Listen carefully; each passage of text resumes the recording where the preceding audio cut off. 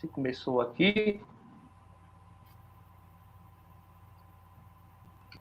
Pessoal, o problema é que tem uns 5 segundos de delay entre a gente e o YouTube. Eu vou ver se o pessoal está me ouvindo. Né? Se estiver ouvindo, por favor, dá um ok aí no chat para eu saber que está tudo bem, para a gente começar.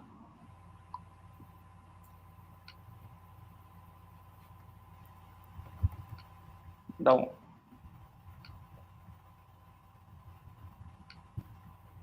Vamos ver aqui, esperar os delays, o delay que tem. Vamos ver. Olá, estamos ouvindo. Né? Então, temos uma resposta. Então, vamos começar, né? O pessoal está ouvindo. Então, vamos ver aqui. Então, já que está todo mundo ouvindo, a gente vai começar, beleza, pessoal? Está começando o Midcast. Eu sou Alisson Martins, professor de jornalismo e coordenador do MID, o Grupo de Pesquisa em Mídias Digitais e Internet da Universidade Federal de Rondônia, UNIR. O tema desta edição do nosso podcast é Democracia, Informação e Transparência. O convidado para a conversa é Vinícius Miguel, professor da UNIR e doutor em Ciência Política. Vinícius, seja bem-vindo. Eu agradeço, né, pela sua participação no Midcast e em pleno 24 de junho, em pleno São João. Sim, é sempre um prazer, Alisson, e é um tema tão agradável, tão gostoso, que eu tenho me dedicado há algum tempo. Então, assim, é uma grande satisfação estar com vocês, estar com os nossos participantes. Só registrar para eles que eu não tenho retorno das perguntas, né? É só você que vai ter. Então, se alguém deixar aí, só depois a gente consegue comentar.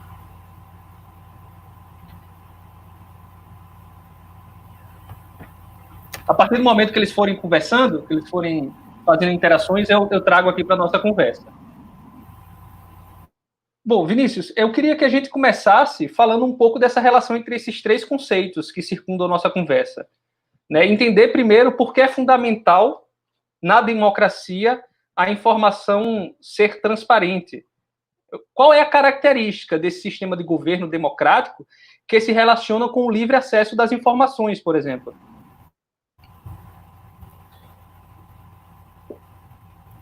Oi, Alisson. Acho que a gente está com um pequeno delay, né? Bom, vamos lá. Democracia, informação e transparência são ideias que cavalgam juntas. Democracia como a ideia central, em termos muito gerais, da participação do povo nos tratos da coisa pública. Informação como o direito não só de se informar, como o direito de informar, e aí a gente poderia colocar outras ideias que andam juntas, a liberdade de expressão e a liberdade de imprensa. Então, você ter acesso à informação e poder falar dela, criticá-la, repassá-la, interpretá-la. E a transparência como o dever do poder público de possibilitar não só a democracia, como o direito de acessar a informação. Uma vez que sem a ideia de transparência, você não tem como ter informações. O oposto da transparência em um regime democrático é exatamente as arcana imperii, né, a expressão latina que era usada para reportar-se com isso, significando né, que os sigilos, os mistérios do fazer político, e que levam muito a práticas de abuso, de arbítrio, práticas ditatoriais, policialescas, muitas vezes punitivistas. Porque uma vez que sem transparência, você não sabe o que ocorre, você não consegue criticar, você não consegue submeter ao escrutínio público, seja da imprensa, seja da sociedade civil, seja das eleições, seja da oposição, aquilo que ocorre. Então, democracia sem transparência não é nenhuma forma de democracia. É uma ideia antitética, é impossível de conciliação em qualquer sentido. A gente costuma dizer, né, que na democracia a gente tem regras, né, e uma dessas regras é que que haja transparência, né? A obscuridade pode existir, até deve existir, né, nos regimes autoritários, porque nele se pode fazer qualquer coisa, diferente do regime democrático, né, que não se pode fazer qualquer coisa. E o Brasil, desde 2011, né, a presidenta Dilma assinou a Lei de Acesso à Informação, que facilitou o amplo acesso aos documentos produzidos pelos órgãos públicos, mas nesses quase 10 anos da lei, quais foram os benefícios que ela de fato trouxe à população? E eu queria saber também quais são os canais para acessar essas informações através dessa lei. Bom, Alisson, anota a tua pergunta, porque antes de falar da lei, eu acho que é importante a gente anotar o longo caminho que tem para a gente chegar até a lei de acesso à informação. Olha só que curioso, a primeira lei do período recente que a gente consegue achar traços que falam sobre o acesso à informação é uma lei de 1965, então um ano depois da instauração do regime ditatorial cívico-militar. É a Lei de Ação Popular, com o objetivo de proteger a moralidade administrativa, combater ilegalidades, né? É até muito estranho, muito curioso essa lei ter emergido nesse contexto. Mas essa lei conferia a qualquer cidadão o direito de pedir informações, e com isso o dever do poder público de fornecê-las. E se o poder público não fornecesse, o cidadão poderia mesmo assim protocolar a ação e pedir que o juiz determinasse o fornecimento. A lei continua em vigor até hoje. Aí a gente tem uma longa pausa, um longo intervalo, que era de se esperar, né? Regimes ditatoriais não gostam de transparência, não gostam de acesso à informação, e a gente tem a Constituição Federal, que coloca claramente o direito de pedir informações, inclusive criando um mecanismo próprio disso, que é o habeas data. A legislação vai regulamentar o habeas data depois, nos anos 90, só que o habeas data tem um problema, ou dois problemas que eu diria muito sérios. O primeiro problema é que você tem o direito de pedir informações a seu respeito, unicamente a você. Você não pode solicitar informações sobre o poder público, sobre o Alisson, sobre outras questões. A outra dificuldade é que, embora assegure você poder ir ao judiciário, obter as informações, inclusive corrigi-las, alterá-las, né, em bancos de dados públicos, a lei do habeas data não traz nenhuma sanção, nenhuma forma de responsabilizar, e eu não estou usando a expressão punição, mas nenhuma forma de responsabilizar aquele que não fornecesse a informação. Esse é uma outra dificuldade. Também nos anos 90, a gente vai ter uma outra lei que é muito interessante, que é a Lei 83/94, de 91, que ela vai falar sobre organização e proteção de acervos documentais. E isso começa a aparecer ali numa dimensão de que tem obrigação da presidência da República de criar acervos, de criar algo assim, pensando numa lógica de memória, de história, de arquivo documental.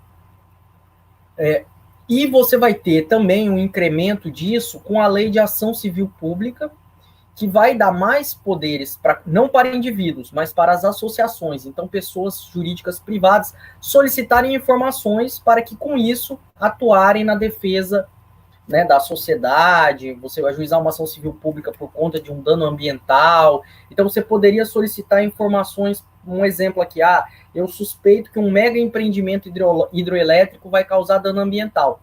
Então, eu posso, com base nessa lei, sendo integrante de uma associação legitimada para isso, a lei cria umas regras, né? A associação tem que existir há mais de 2 anos, não pode ser recém-fundada, que são restrições, inclusive, que, na minha opinião, não fazem muito sentido. São apenas restrições por restrições. Ué, por que eu não posso fundar uma associação hoje e começar a atuar amanhã? Por que eu tenho que esperar 24 meses? Mas, enfim. E o próprio Estatuto da Advocacia, que é a lei que regulamenta a Ordem dos Advogados do Brasil e o papel do advogado, coloca algumas, e aí muito específico também, não às associações, mas aos advogados, a possibilidade de solicitar informações e, para o caso do advogado, de solicitar acesso a documentos, informações, processos, inclusive em sigilo. Então, foram alguns pequenos avanços que a gente foi tendo, muito mais, como eu disse, né, de caráter, às vezes, individual, como o habeas data, às vezes de um caráter coletivo, social, como a Lei de Ação Civil Pública, mas com uma finalidade específica, ou de um caráter corporativo no sentido de resguardar uma profissão, que foi o Estatuto da Advocacia. Com a lei, e aí a gente entra na tua pergunta, perdoe essa divagação inicial, a lei de acesso à informação vai dar a qualquer cidadão, assim como a qualquer pessoa jurídica, o direito de pedir qualquer informação. Com um grande detalhe, você não precisa justificar. Olha, eu quero isso porque eu quero entrar com uma ação judicial, ou eu, como exigia a lei de ação popular, a lei de ação civil pública, ou eu quero isso porque eu preciso para pedir a correção de alguma informação incorreta. Não, você não precisa. Você solicita e acabou. E a lei de acesso à informação, diferente da lei de habeas data, tem fórmulas de responsabilização muito sérias para o servidor que a descumpre. Por exemplo, o servidor que deixa de cumprir a lei, o servidor público, né, pode ser responsabilizado administrativamente. Se o documento desaparece, a lei também tem uma fórmula, fala, olha, o interessado pode solicitar que seja instaurada uma sindicância para descobrir quem deu causa no desaparecimento. E a lei traz também a pior das punições, na minha opinião, para aquele que descumprir, que é a improbidade administrativa. Porque a improbidade administrativa, muitas vezes, é muito mais gravosa em termos de punição do que mesmo uma responsabilização criminal. Improbidade administrativa, você pode perder o cargo, pode pagar multa, ficar proibido de contratar, ficar inelegível por até 8 anos. Então, assim, são penas muito sérias que colocam, então, nesse estatuto, a transparência, a moralidade administrativa e a legalidade nesse trato dos dados em um patamar dos mais elevados no nosso regime político e jurídico do país. E aí você fez a pergunta em como acessar, né? Isso. Eu queria que a gente entendesse, né? Porque são quase 10 anos da lei. E como é que são esses canais hoje para acessar? Você falou muito bem que hoje a gente não precisa justificar o motivo de pedir essa determinada informação pública, né, dos gestores públicos. Mas quais são os canais que a gente pode receber esses documentos e que benefício você tem observado através deles? Bom, a Controladoria Geral da União instituiu o chamado ESIC, que é o Sistema de Informações ao Cidadão Eletrônico, e com isso acabou sendo um modelo a ser espelhado e repetido em todos os outros campos, né, nos estados, nos municípios, nos demais poderes. Então, perdão. Perdoe, gente. Então, você tem várias plataformas que funcionam para você solicitar essa informação, inclusive podendo interpor recursos. Hoje nós não temos algo muito padronizado. Então você tem o ESIC do governo federal. Se alguém tiver interesse, basta jogar, né? ESIC, ESIC, espaço CGU, e você pode solicitar. Eu diria que da CGU é a melhor das plataformas que a gente tem em todo o país. E você pode solicitar informação. O estado de Rondônia, para a gente falar um pouco mais especificamente aqui no nosso contexto, embora na internet estejamos aí levando a informação, né, para o mundo inteiro, você tem também o ESIC estadual. No município de Porto Velho, a nossa capital, também temos. E os outros poderes também têm alguma medida ou algum formulário, alguma forma de acesso.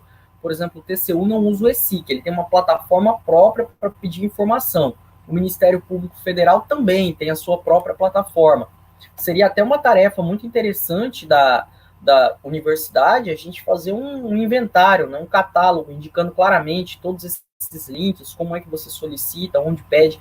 E essa possibilidade de pedir de forma online é maravilhosa. Né? Aquilo que a administração pública, a ciência política chama de e-governance, né? uma governança eletrônica, possibilita cada vez mais o cidadão participar a um clique da sua casa, né? Do seu celular, da onde ele estiver.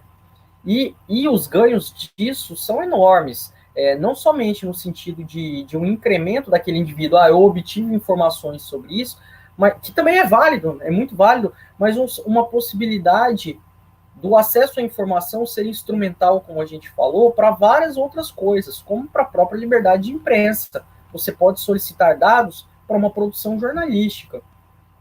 para a liberdade acadêmica. Você pode usar o ESIC para obter dados e fazer uma, sei lá, no campo da ciência política, uma avaliação de políticas públicas. A partir dos dados, das planilhas que você obtém, você fazer um estudo sobre aquilo, um diagnóstico, um plano, fazer inclusive uma crítica àquilo, então pensando na dimensão política e democrática da informação, fazer o controle social. Olha, eu discordo dessa forma de conduzir, discordo da razão de decidir e quero questionar isso.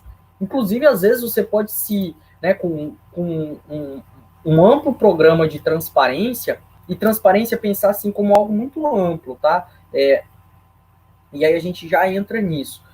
Mas você pode cruzar com um dado e falar, olha, eu quero saber por que é que o governo federal fez isso, por que é que o governo estadual fez aquilo. Aí tentar fazer uma explicação conceitual, mas que não seja muito chata, Alisson. Eu falei que transparência como algo de muitas dimensões. A lei de acesso à informação traz pelo menos duas dimensões diretas lá, expressas. A transparência ativa, que é quando o poder público coloca os dados à disposição do cidadão, geralmente nos chamados portais de transparência, e aí informações básicas, né, horário de funcionamento do órgão, quem trabalha naquele órgão, salário, né, quem é que está em qual função, e uma transparência passiva, que é quando o cidadão solicita esses dados. Mas eu diria que isso a gente tem que começar a olhar também como uma dimensão de transparência a partir de dados abertos. É saber que aqueles dados estão à disposição de qualquer cidadão. Por exemplo, no nosso caso, o famoso SEI, o Sistema Eletrônico de Informações. Por que aqueles dados que são todos públicos não estão à disposição do cidadão? Seria uma dimensão democrática revolucionária que estivessem abertos. E digo, até recentemente estavam. O governo federal agora que está em uma política de blackout, de censura e de ocultamento desses dados. Mas até, por exemplo, semana passada, o Ministério da Economia e o Ministério da Ciência, Tecnologia e Inovação também, todos os dados estavam abertos do SEI. Eu estava consultando. Ontem, para minha surpresa, para o meu espanto, né, algo que é horrendo e abjeto, apagaram tudo, bloquearam. Você faz a consulta pública e simplesmente não encontra mais nenhuma informação. E pior ainda, tá? Falando aqui em primeira mão, Alisson, alguns ministérios, falando no âmbito federal, estão bloqueando até mesmo a consulta pública. Então você não acha nada, absolutamente nada. Que são práticas absurdas, horríveis, né? De ocultamento da informação, que tem um impacto na transparência e tem um impacto democrático. Isso é típico. É um aceno autoritário, inegavelmente autoritário, e que precisa ser revisitado de forma rápida. Vinícius, você falou sobre os ministérios, né? Eu acho que daqui a pouco a gente pode entrar numa questão mais específica do Ministério da Saúde, mas eu queria antes de a gente passar para esse ponto, né? Você citou, por exemplo, o nosso SEI, que a gente usa na Universidade Federal de Rondônia, e que, para acessar os documentos, apenas de modo passivo, né? O cidadão tem que solicitá-los, mas como eles não têm, muitas vezes, nenhuma informação sobre os documentos e sobre os processos que estão sendo gerados, isso gera um problema de transparência também, né? Eles não têm um acesso amplo e restrito e livre, né? Até às vezes a gente não tem quando esse processo é de outro setor. E eu queria já jogar uma pergunta aqui do professor Sandro, né? Quero primeiro agradecer ao pessoal que está nos ouvindo, né? Temos vários professores, inclusive, João Gilberto, a Maristela, o Eulisson, né? E eu queria já trazer essa pergunta do Sandro aqui, porque tem muita relação com isso que você está falando sobre essa transparência passiva, né? O Sandro pergunta sobre os prazos previstos, né? Se esses prazos previstos não são largos demais. Você citou que quando esse prazo não é cumprido pode trazer algum problema, principalmente administrativo, né? Mas ele está perguntando sobre esses dados, sobre esses prazos, né? Às vezes são questões que demandam informações que têm impactos distintos, que ele fala, né, a considerar no momento da publicização, e eu imagino que o Sandro esteja falando muito de uma perspectiva do jornalista, que você já citou aqui na nossa conversa, né? Então, como é que a gente lida, de um lado, com a profissão que demanda muitas vezes uma resposta rápida, como a jornalista, né, a profissão do jornalista, e com esses prazos, às vezes, que são dilatados, acho que até 20 dias, para, de fato, a gente ter uma resposta e uma transparência maior sobre esses documentos que estão circulando no âmbito público. Bom, eu vou ser talvez um pouco mais polêmico do que deveria. Os prazos são largos, depende de onde a gente está. Quando a gente quer informação, 20 dias é muito. Se a gente que tem que prestar informação, 20 dias às vezes é pouco. Né? Exatamente por isso, você precisa de muita demanda, tem que consultar mais de um setor ao mesmo tempo, mas eu entendo essa grande preocupação, Sandro, e eu acho que deveria ter algumas questões. Eu acho que as próprias plataformas do ESIC, e não quero entrar assim, em muitos detalhes, em muitas minudências, eu tenho pesquisado muito transparência, acesso à informação, mas assim, uma coisa que eu já percebi que seria muito importante que se tivesse é que tem um checkbox, né, uma caixa para você marcar dizendo se você é da imprensa ou não. E se sendo da imprensa, se você tem urgência naquela informação, para criar uma espécie de prioridade. Né? É claro, às vezes eu faço muitos pedidos e não tem nenhuma prioridade. Às vezes eu tenho até vontade de escrever no texto, falar, né, caro colega servidor público, esse dado não é urgente, tá? Não precisa se desesperar.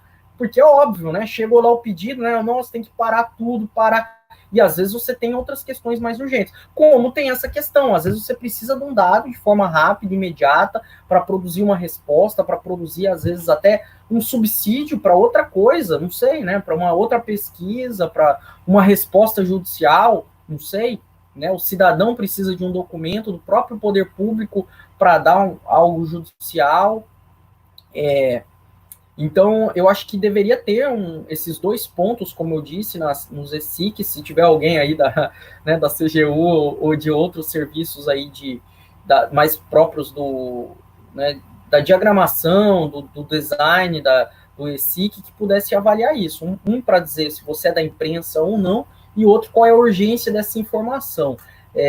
Inclusive dizer assim, é muito urgente, relativamente urgente, quem sabe, você poderia fornecer bons dados para a administração pública definir o que prioriza ou não. Agora, isso me traz também um outro detalhe, que dependendo do... Por que é que as relações, e a gente falou do SEI, o Sistema Eletrônico de Informações, que é essa grande plataforma, para quem não acompanha, para quem não é servidor público, uma grande plataforma que funcionam todos os nossos processos eletrônicos. O que antes era papel virou virtual.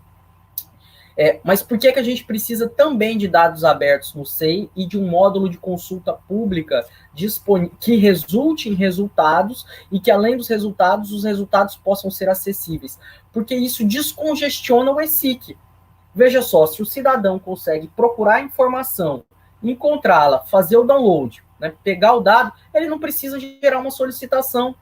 Então, olha como as coisas estão intrinsecamente relacionadas e que você poderia resolver. Então, inclusive, para um jornalista, já que é a pergunta mais específica do Sandro, né, se o cidadão ou o jornalista consegue buscar o dado, ele não precisa fazer uma solicitação de ESIC, ele não precisa entrar em contato com a ASCOM, né, a assessoria de comunicação do órgão.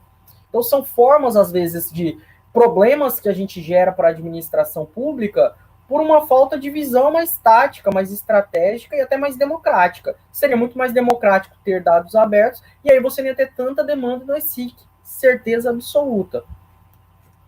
Então, pelo jeito, o caminho esteja na transparência mais ativa do que nessa transparência mais passiva, né? Você falou que depende de para quem 20 dias é pouco, né?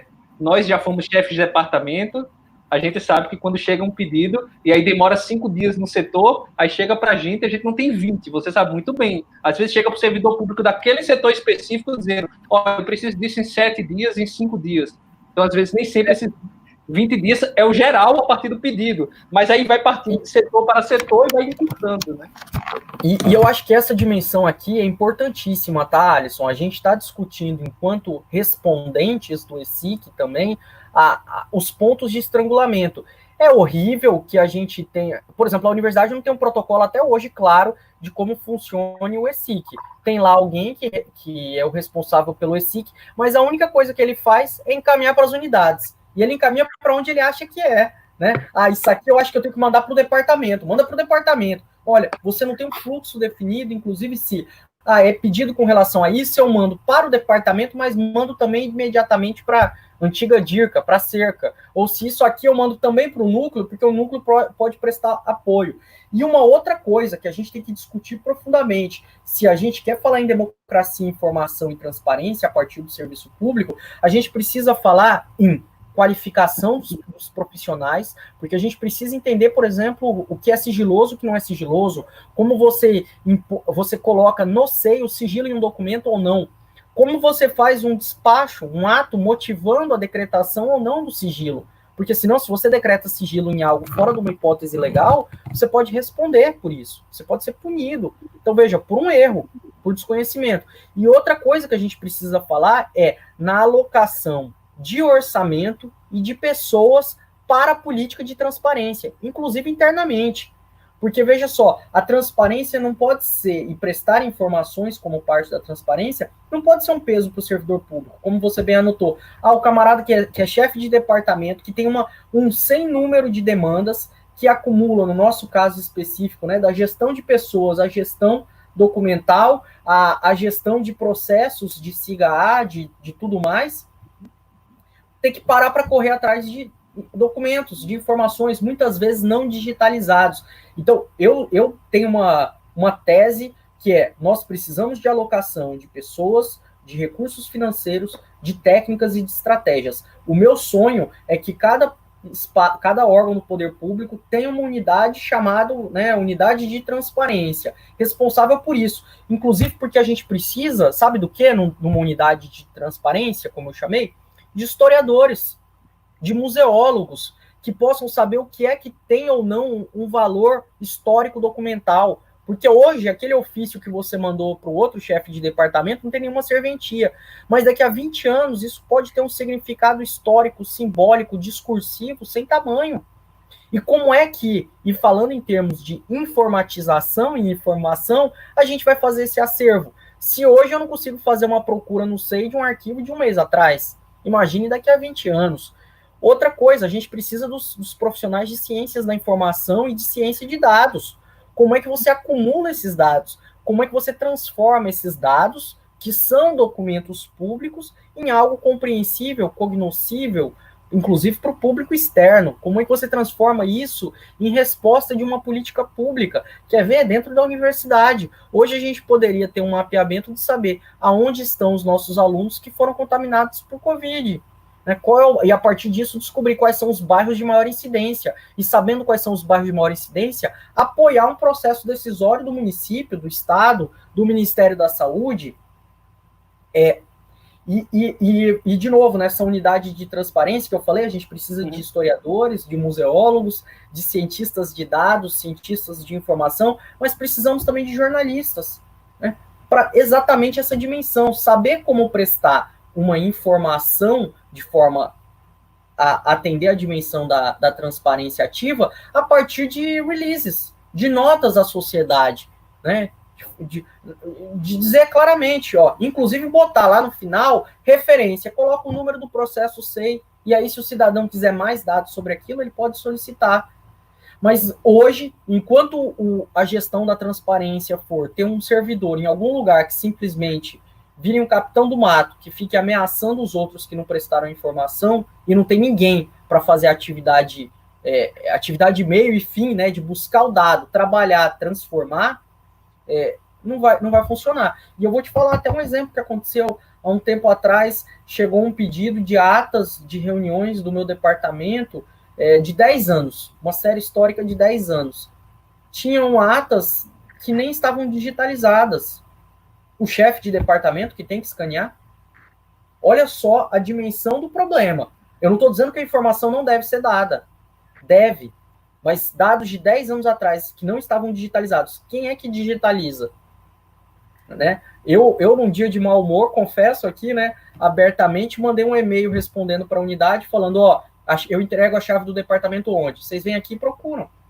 Procura, encontra, localiza, digitaliza e manda. Simples. Vinícius, você citou, né, que hoje é difícil a gente conseguir os documentos atuais, né? E é por isso a importância do historiador e se enquadra perfeitamente nessa situação que você passou, né? O cientista da informação, né? Desenvolvendo boas bases de dados, porque hoje não só esses documentos, como você citou, de 10 anos atrás ou de 20 anos atrás, são difíceis de acessar. Esses documentos que a gente gera no dia a dia, sem uma boa indexação e arquivamento, eles vão ser também muito complicados a serem encontrados daqui a 2 anos, 3, 4, 5 anos. Sim, Alisson, isso é uma coisa que me causa muito medo mesmo. Eu não sei nada de indexação, eu não sei nada de catalogação, não sei nada de palavra-chave, de hashtags, mas a gente não discute isso dentro da universidade. Olha só, quem dirá dentro, com todo respeito, mas dentro de uma prefeitura, de um município do interior, como é que a gente vai fazer essa gestão documental? E esse dado depois pode ter um valor histórico, pode ter um valor jornalístico, pode ter um valor acadêmico, mas pode ter, inclusive, um valor muito imediato, que é processual. Imagina, daqui a 6 anos, o professor Alisson, Deus o livre, é acusado de ter causado um dano ao erário, fez algo que causou um prejuízo. Você precisa daquele documento para comprovar que não era nem você não estava nem na cidade no dia, e que você não estava na cidade e não tinha responsabilidade por aquela coisa. Como é que você vai achar isso? E vou te dizer, muitas vezes a gente não consegue encontrar no nosso próprio sistema hoje dados que a gente gerou há 2 anos. Isso é muito complicado. Eu quero dar continuidade aqui, agradecendo a participação das pessoas aqui no chat. E a Marlise Brenol, ela fez um questionamento em relação ao ESIC, né, com a assessoria de imprensa. O Vinícius falou, Marlise, um pouco mais cedo, né, como seria interessante a gente ter um espaço dentro do ESIC para que o jornalista pudesse dizer se essa informação é ou não mais urgente, né? Porque exatamente em decorrência da atividade profissional, talvez seja uma demanda mais urgente do que outras. Né? E aí eu queria, Vinícius, passar para a pergunta do Walter Passos e agradecer a participação dele também, que é algo que eu estava me questionando aqui, né? Você falou no começo de advogados, de uma lei que já existia, que já facilitava o acesso a documentos pelas pessoas da advocacia, a lei de acesso à informação que vem contribuindo muito para os jornalistas, né? Mas o cidadão, né? Imagina aquele cidadão que quer essa informação ou para o trabalho, ou para tirar dúvidas, ou para fiscalizar também, né, a coisa pública, né? O que é que o cidadão pode fazer quando ele não tem sua solicitação atendida naquele prazo estabelecido em lei?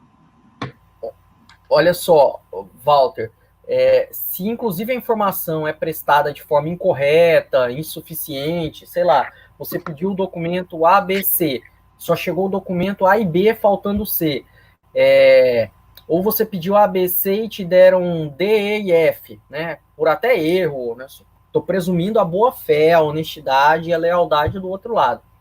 Existe, dentro da própria lei de acesso à informação, a possibilidade de fazer recursos. Existem vários recursos. O primeiro recurso vai para a autoridade imediatamente superior do órgão. Depois vai para outra. Isso depende do fluxograma de cada unidade.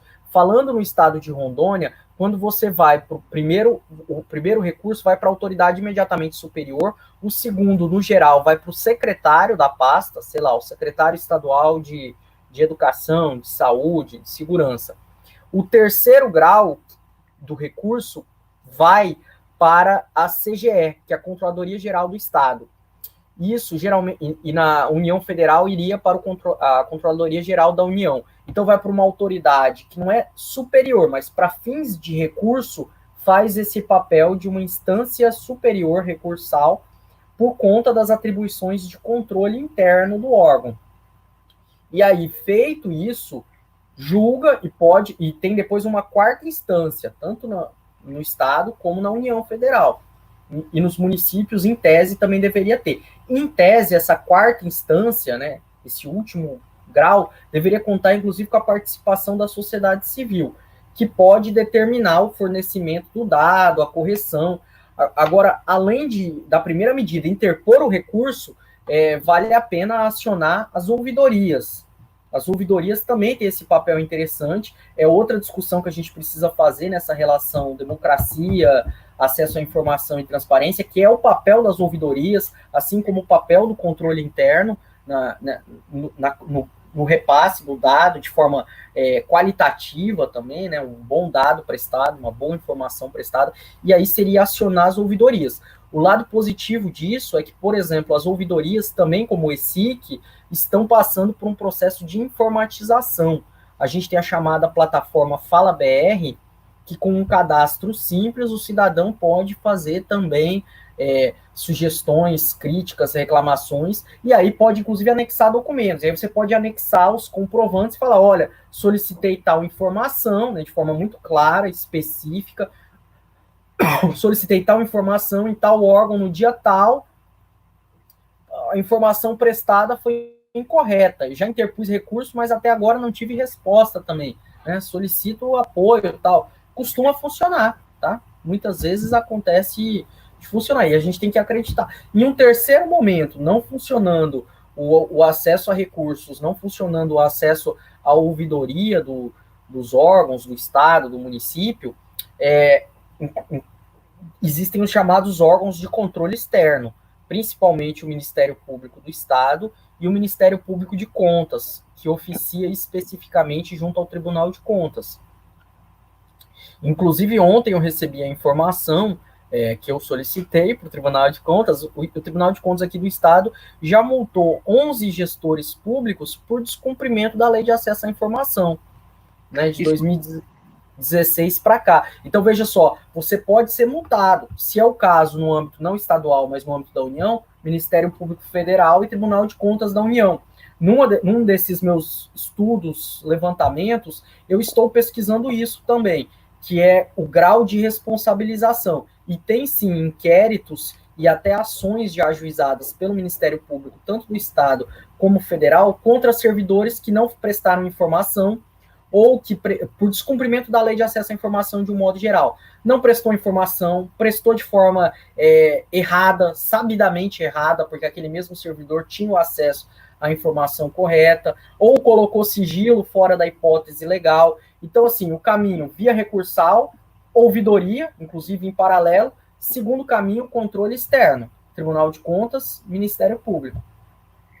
Ô, Vinícius, eu quero aproveitar, né, primeiro para agradecer novamente o pessoal que está chegando aí, podem fazer mais perguntas, e eu quero entrar, já que você citou no Ministério Público Federal e a União de maneira mais geral, né, em relação ao Ministério da Saúde, né, que ele tem dificultado o acesso e a interpretação dos dados, né, dos números da pandemia da Covid-19, né, isso impeliu reações individuais, coletivas, nacional e internacional, né, sobre o assunto, e você, inclusive, protocolou um pedido de esclarecimentos ao TCU.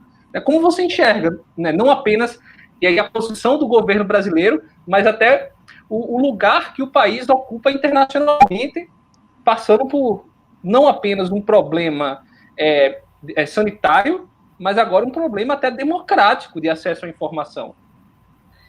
Eu diria, Alisson, que é um momento muito estranho, muito tenebroso, no sentido de trevas mesmo, que a gente está...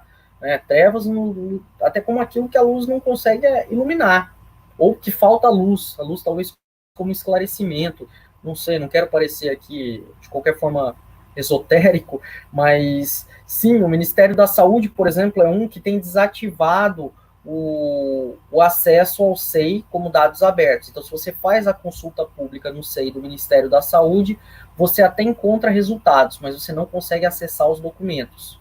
Pelo menos era isso até o começo dessa semana. E, além disso, passou a esse fornecimento de dados ser propositadamente retardado. Né? Não forneciam no prazo correto.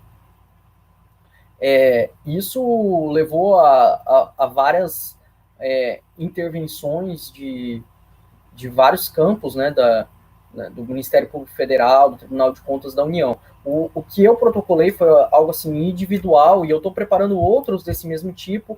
O nome, né, dessa peça jurídica e política que se recebe é denúncia, né, ou representação, quando você comunica uma irregularidade, uma ilegalidade. E sim, nesse caso do TCU, para o TCU, com relação ao Ministério da Saúde, eu estou questionando especificamente o não fornecimento de dados pelo SEI. Né, os dados de documentos públicos, você não consegue acessar nada. Mas a gente vê, como eu falei, né, eu diria que, né, que é um grande entrelaçamento e que você não consegue separar as coisas. Veja só, o governo federal, por meio do Ministério da Saúde, não presta os dados em tempo hábil, não fornece à imprensa os dados adequados, não coloca isso em um relatório tabulado. Tem outro problema que vem sendo relatado para quem acompanha mais especificamente transparência na saúde, que é a própria instabilidade do banco de dados ou o fornecimento do banco de dados em arquivos diferentes. Por exemplo, coloca em um arquivo que você não pode fazer download, ou coloque uma extensão de arquivo que você não consegue trabalhar aquilo. Então, você não consegue transplantar para outros softwares de análise de dados. Então, são são microfascismos, eu diria, pequenos atos de violência que acabam levando ao ocultamento desses dados, seja por retardar a prestação da informação, por dificultar o acesso ou inviabilizar a forma de trabalhar esses dados. E isso tem sido de forma constante.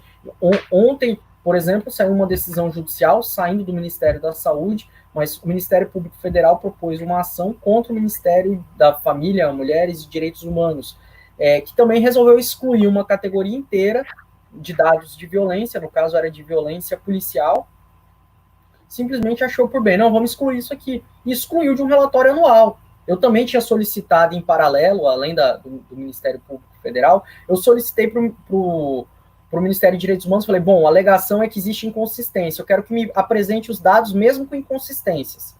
A inconsistência, digo eu estudo ela.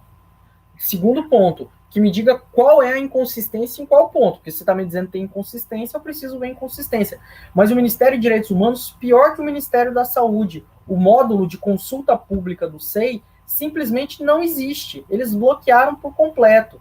Né? Quer dizer, uma coisa é você ter o módulo, poder pesquisar, encontrar algo e não poder ter acesso. Que aí você pode solicitar via SIC, via ouvidoria, né, ou até via judicial. A outra é você nem conseguir achar nada, porque você não tem a ferramenta de busca. E agora, né, uma forma ativa, não uma forma de transparência ativa, mas uma forma de ocultamento ativo. Né? Você esconde os dados. Eu queria que a gente permanecesse nesse assunto, né? Agradeço, a gente tem perguntas da Maria Cláudia, daqui a pouco eu vou fazê-la.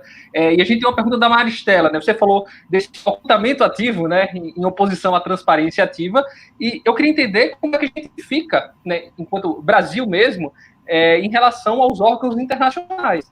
Né? Qual a visão que se tem? Porque a gente, quanto mais oculta, em teoria, a nossa democracia é mais fraca. E a Maristela pergunta, e eu queria que você pudesse responder, junto com esse posicionamento do Brasil em relação também à pandemia, né? Que tem a ver com o Ministério da Saúde, e a Maristela está perguntando em relação especificamente às prefeituras. Né? Como é que a população ela pode ter acesso a esses gastos da prefeitura, o que a prefeitura tem investido para combater a pandemia? Maristela, o acesso a esses documentos é sobretudo por meio dos portais de transparência.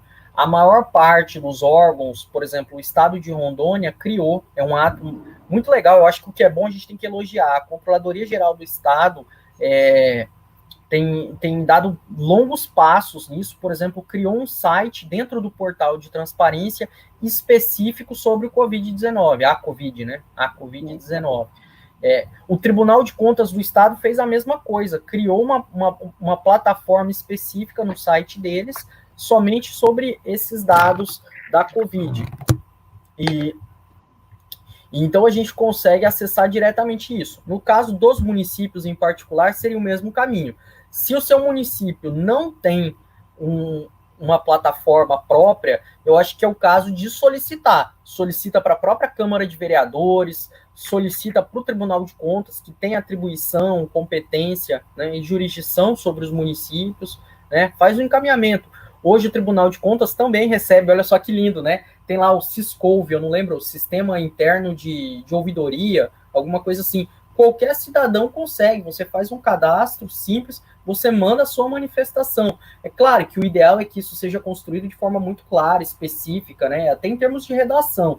Dizer, olha, no município tal, pensando aqui em algo muito completo, não temos um portal da transparência funcionando. Ou 2, não temos um portal da transparência específico para o Covid, ou eu não consigo achar esses dados. E isso é muito importante. E o Ministério Público do Estado. Agora, eu acredito muito na força da mobilização da sociedade. Eu acho que a gente tem que organizar a sociedade para reivindicar, por meio do controle social, a transparência. Então, junta movimento social, junta a sociedade civil organizada, as associações da cidade, junta a imprensa, né, porque isso são informações que interessam para todo mundo. Né? Tem interesse para os órgãos de controle poder fiscalizar, como tem interesse da imprensa para poder produzir matérias, tem interesse da sociedade, tem interesse dos partidos políticos. Então, envolver também todo mundo nesse grande movimento pela transparência. E isso tem um potencial de trazer um ganho qualitativo para a democracia. É bem isso. Se você sabe que não recebe recursos, é o ponto de questionar. Por que meu município não recebe?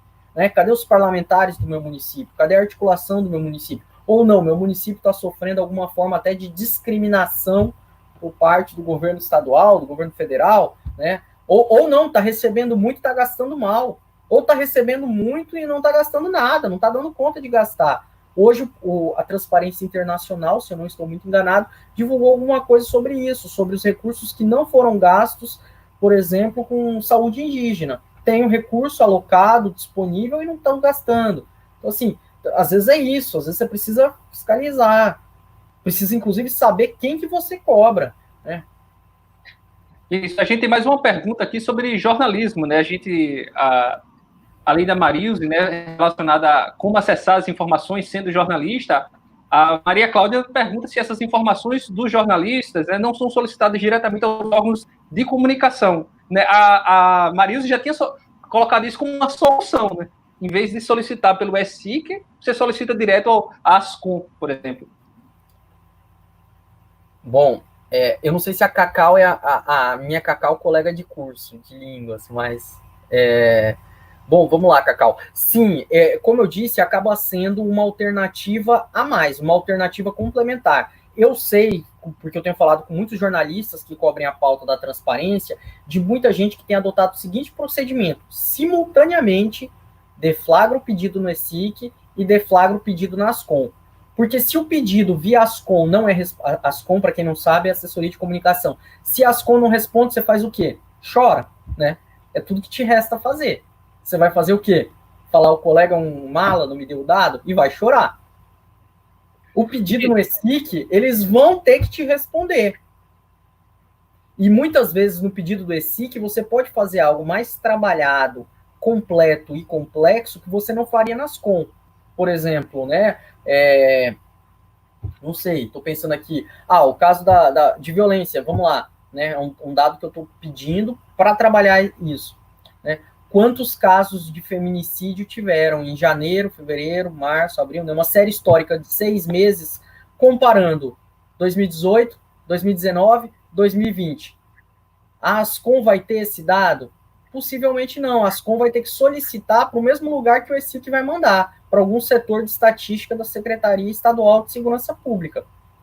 Agora você pode fazer o pedido no ESIC, informa na ASCOM, com as perguntas mais próprias do jornalismo, inclusive com o pedido de alguém falar contigo, falar, olha, né, inclusive eu tenho também os questionamentos que vão surgir a partir dos dados, que são esse. Pode pedir para o secretário responder, né, se não tiver sendo um pedido de pauta de entrevista, alguma coisa assim, de uma agenda, né, para uma transmissão ao vivo, alguma coisa assim. Então, o que eu tenho reparado como uma estratégia que alguns veículos mais sólidos têm preparado é isso, é um cruzamento das duas coisas, ESIC mais ASCOM, ou ASCOM mais ESIC. Até porque muitas assessorias têm uma relação boa com jornalistas, e aí muita gente acaba não indo ao ESIC, né, indo direto aos colegas profissionais que acabam Só que olha só, o ESIC, isso depende do que você quer e de qual estratégia. O ESIC pode te fornecer dados que você tem interesse, que você não tem um interesse específico, mas a partir dali você começa a estudar. Por exemplo, você faz... Tem até uma expressão para isso, que agora eu não lembro o nome, mas é mais ou menos uma pescaria de rede. Né? Você joga a rede para depois ver o que vem. Você faz um pedido no ESIC sobre vários dados, né? Quantos professores foram exonerados no último ano? Pergunta 2, qual é a causa da exoneração?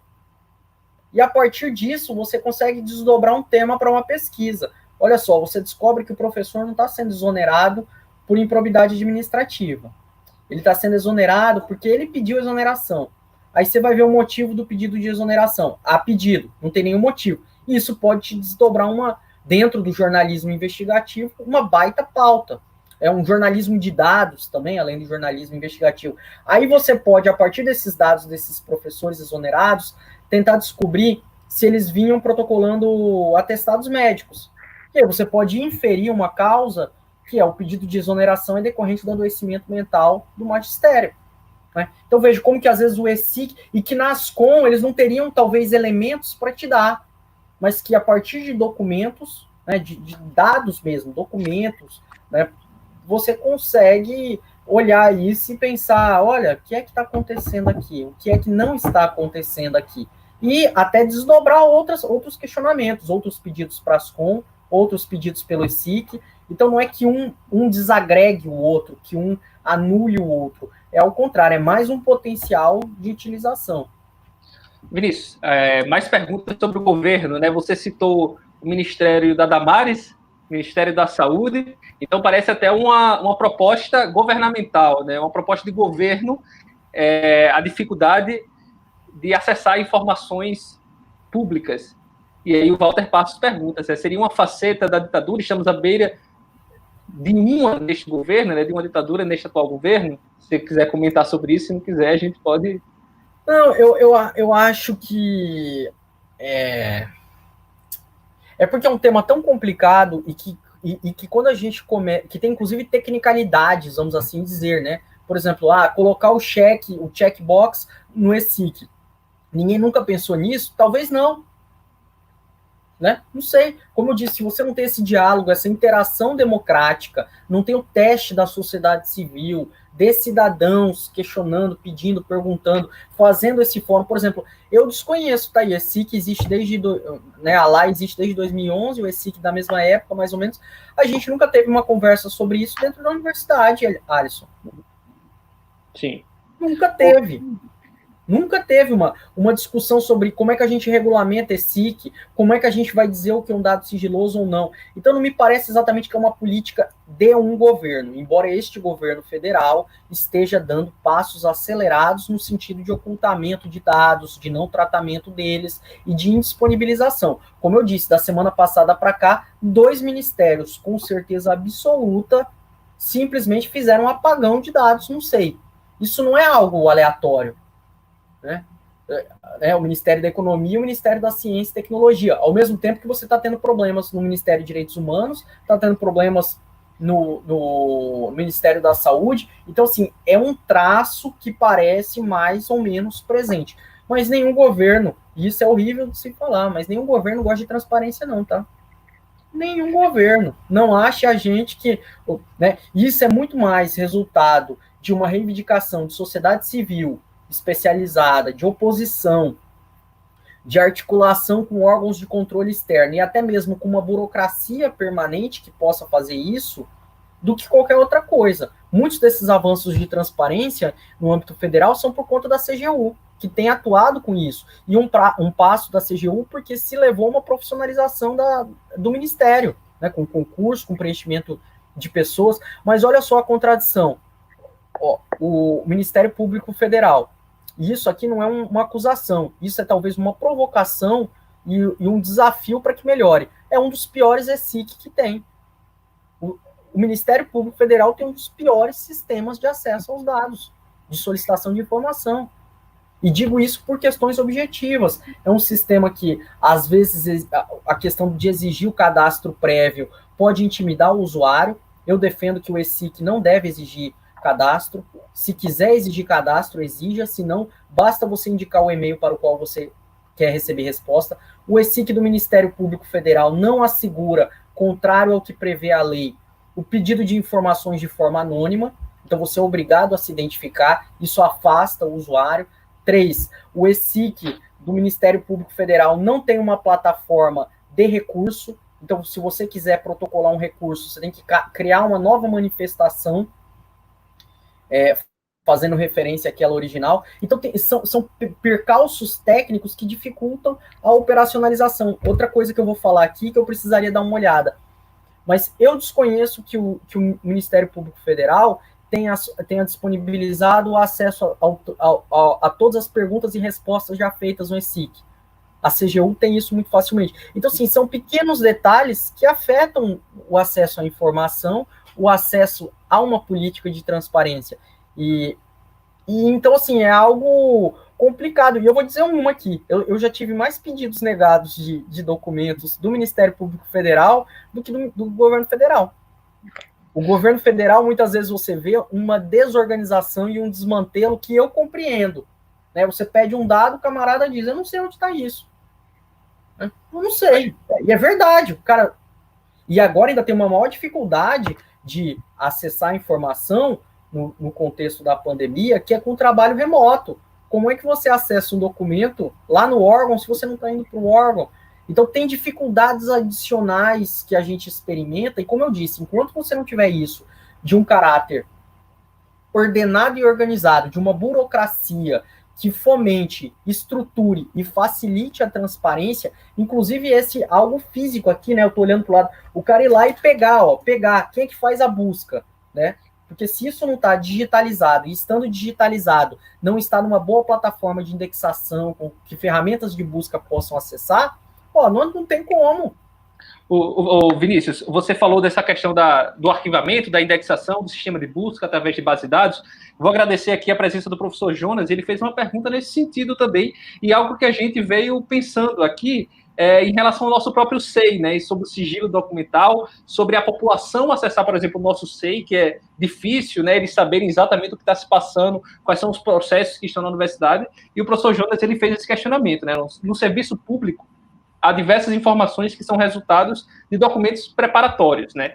Pela lei de acesso à informação, essa informação não precisa ser divulgada, elas são restritas, que é aquele aspecto sigiloso que a gente coloca no SEI quando o documento ainda é preparatório, né? E ele pergunta para você, né? Como é que a gente classifica esses documentos preparatórios dentro do SEI, né, pela lógica da lei de acesso à informação pública também, e pensando também nessa relação do cidadão para ter acesso a esse documento ainda preparatório. Alisson, não tira a pergunta não, deixa aí que eu quero conversar um pouco sobre isso. Beleza.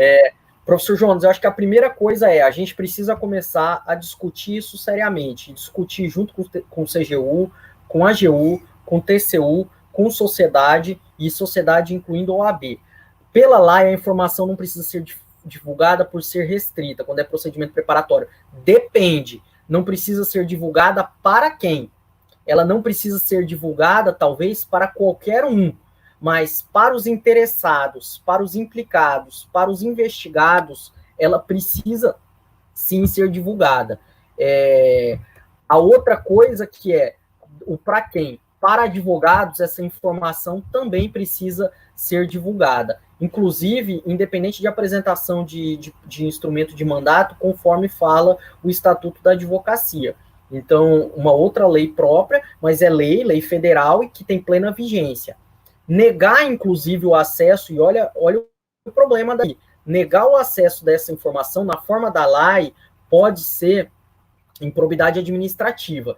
E na forma da recentemente aprovada Lei de Abuso de Autoridade, pode ser crime, tá? Negar o acesso. A Lei de Abuso de Autoridade tem um dispositivo muito claro que fala que negar o acesso a documento é crime. Então, veja só as repercussões. Improbidade administrativa, além da infração administrativa e do crime. Então, essa questão de que o procedimento, o documento preparatório, o procedimento preparatório investigativo, se eu entendi essa como a grande questão, não precisa ser divulgada, depende. Relativize essa questão. A outra coisa, ele não precisaria ser divulgado se houver um risco de contaminar ou atrapalhar uma investigação ou o ato final. Porque senão, do contrário, e isso é difícil e até dolorido de falar, e é como eu falei, né, o nosso microfascismo, é dizer, não, esse daqui é documento preparatório, eu não preciso fornecer. Peraí, mas e você precisa esconder? E você precisa esconder, seja uma informação sigilosa, restrita, inclusive uma informação particular. Se discute muito, por exemplo, o CPF. O CPF do indivíduo é sigiloso ou não é? O número. Aí tem vários argumentos. Não, a máscara não é, né? Os 6 dígitos do meio você pode disponibilizar. Bom, o TCU divulga de todo mundo e pronto. E aí tem órgão que vem e fala, não, isso eu preciso tarjar. Inclusive, tem decisão do STF, se forem procedimentos preparatórios de natureza sancionatória, investigativa, né, uma investigação que pode resultar em uma punição, e fornecer esses dados pode atrapalhar a investigação, você pode divulgar ela tarjando aquilo que, né, sei lá, o pedido de quebra de sigilo telefônico, o pedido vamos lá, vamos trazer um pouco para o caso universidade. A gente está com um processo administrativo disciplinar e que você sabe que existe um inquérito policial e que existe uma ação penal e que lá tem quebra de sigilo telefônico com transcrição de conversas. E você tem interesse nessas conversas. Só que se souberem que você está pedindo essas conversas da autoridade policial ou da autoridade judiciária, isso vai ter repercussão. Então você pode tarjar esse pedido, porque a investigação ainda está em curso, e aí fornece o que está disponível. Mas veja como são muitos detalhes e são muitos casos complexos. Agora, a regra e não é da Lei de Acesso à Informação, a regra é da Constituição Federal, é de transparência, de acesso à informação e de facilitação desse acesso aos dados. A regra não é o sigilo, a regra não é o ocultamento, a regra não é criar dificuldades. Vinícius, eu só queria agradecer a participação do professor Eulisson, que está aqui fazendo várias ponderações interessantes, inclusive sobre o problema da população não conhecer, né, de fato, como cobrar, porque, como você mesmo disse, não é interesse de nenhum governo, e aí nenhum não é só esse, né, a transparência. Porque quanto mais transparência, mais cobrança, né? Ele fala como uma solução, e eu queria pontuar, só para deixar registrada a participação do professor Eulisson, que ele falou que uma das soluções poderia ser um ensino na escola, né? Como é algo novo, né? A gente não tem nem 10 anos ainda, mas é algo a se pensar numa curricularização nas escolas básicas.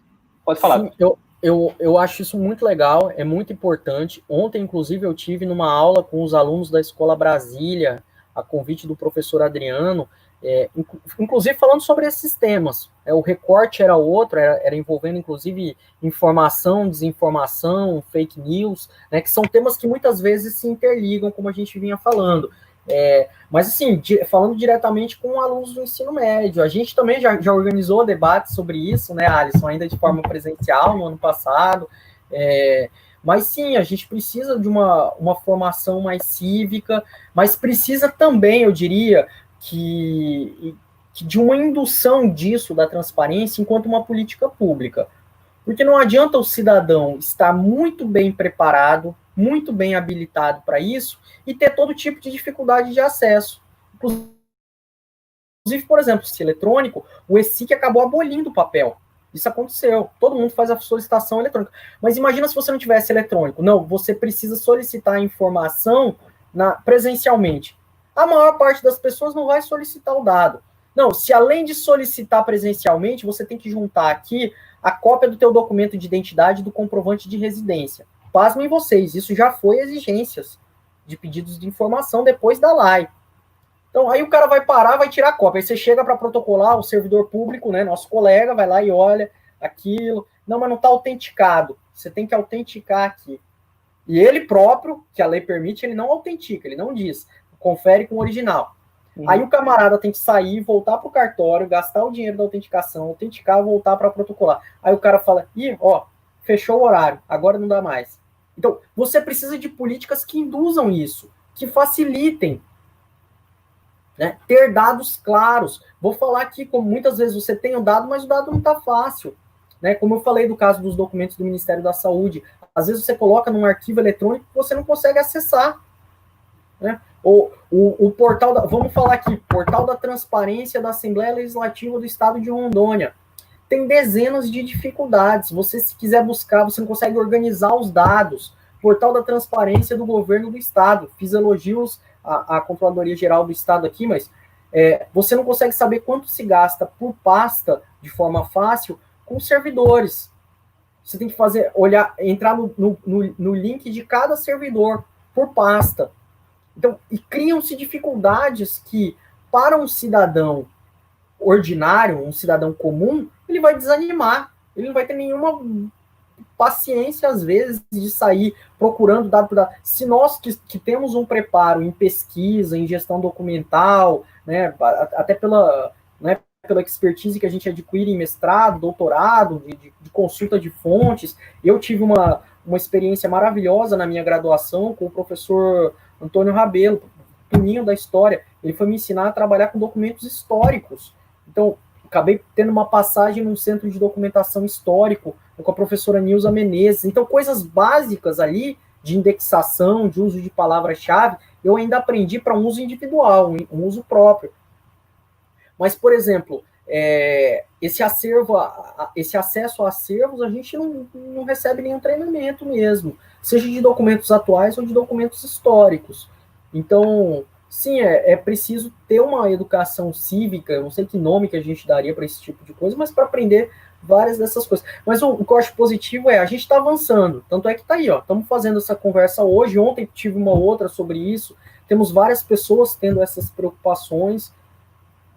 Vinícius, esse assunto de a gente discutir na escola é importante. Eu não vou entrar aqui porque a gente já extrapolou a 1 hora da conversa, mas em relação à própria desinformação, né, das fake news, e é importante também ter uma formação do que a gente chama de literacia midiática, né, de entender como ler o conteúdo midiático, não só o jornalístico, né, mas entender de como ler aquilo que está circulando nos diversos meios de comunicação. E aí, sobretudo, os digitais, que estão cada vez mais envoltos nesses processos de desinformação, de fake news, que eu acho que a gente não tem como entrar aqui, porque já fomos 1 hora, acho que a gente pode outro dia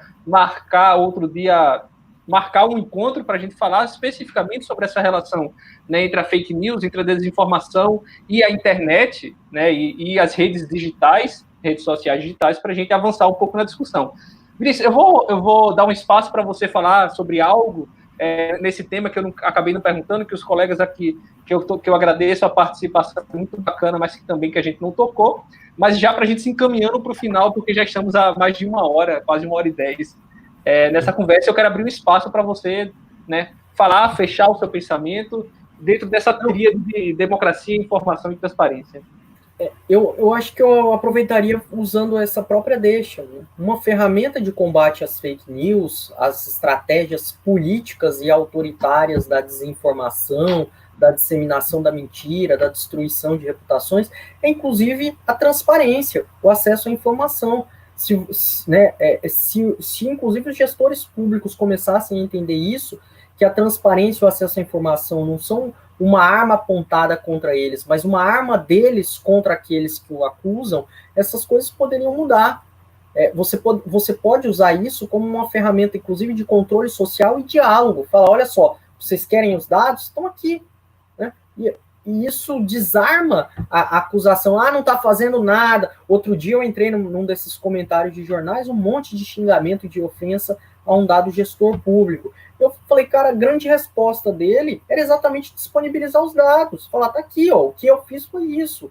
E não fiz mais porque não deu. Por isso e aquilo. Porque eu tenho limitação orçamentária, tenho limitação de ordem técnica, tenho limitação de ordem burocrática.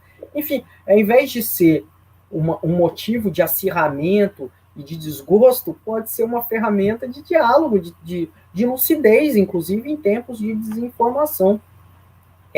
Agora sim, eu acho que é fazer o apelo aqui para nós, servidores públicos também, né, Alisson? Pelo que eu vi aí, tem bastante servidor público acompanhando a nossa live, independente de serem ou não professores da Unir, mas eu divulguei bastante entre nossos colegas, que a gente vença essa cultura do silêncio, essa cultura das trevas e essa cultura do silenciamento. A resposta, como eu disse, desde a Constituição Federal de 88, é a transparência. Essa tem que ser a regra. Não é para a gente ficar procurando justificativas para não fornecer o dado, para esconder a informação, para dizer que é um documento preparatório sigiloso, para dizer que isso diz respeito à privacidade e intimidade. É tentar ter uma mediação com um olhar. Claro, a gente tem uma cultura e uma tradição extremamente autoritária, extremamente violenta, né? A cultura do segredo também, que ela é em si uma violência simbólica. É que o outro não saiba o dado. Mas se o outro não sabe o dado, ele talvez não possa ter um ganho democrático nisso. Então, para a gente deixar de lado um pouco essas culturas ruins, né, essa má formação que a gente tem na administração pública brasileira e adotar, em definitivo, uma lógica da democracia e da transparência.